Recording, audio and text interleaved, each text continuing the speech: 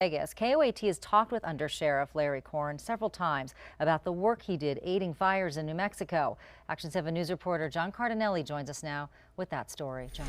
Shelley, Undersheriff Corn told us he's been in and out of the air unit for over 20 years. He told us about his work and the reasons why he loved aiding fires. It all came down to helping out people on the ground.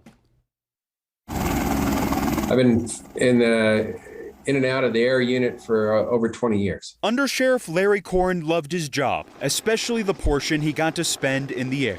These are well-maintained aircraft, very skilled crew. When we go into these things, where the aircraft and the crew are vetted through the U.S. Forest Service to perform these kind of missions. On those missions, Undersheriff Corn would provide aid to those battling the fire on the ground. There's several things we do with regard to firefighting from the air, and it's perform water bucket drops. We're also an extraction resource in case there is an emergency situation where firefighters or personnel need to be rescued and extracted out of that kind of wildland area. At times, Undersheriff Corn admitted the work can be dangerous. During our interview, he told us a mission had to be postponed that day because of winds. For example, today we ended up, we started off working the fire a bit.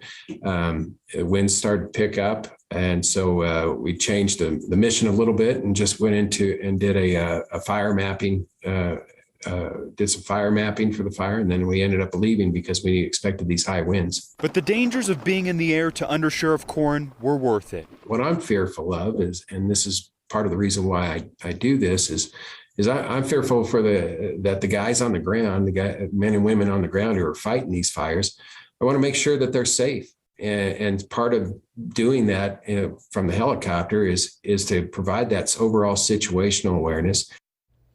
And Undersheriff Corn was the pilot of the helicopter that rescued the lives of those stuck on the Sandia tramway on New Year's Day. His love for making sure everyone was safe will not be forgotten. I'm John Cardinelli reporting, KOAT Action 7 News.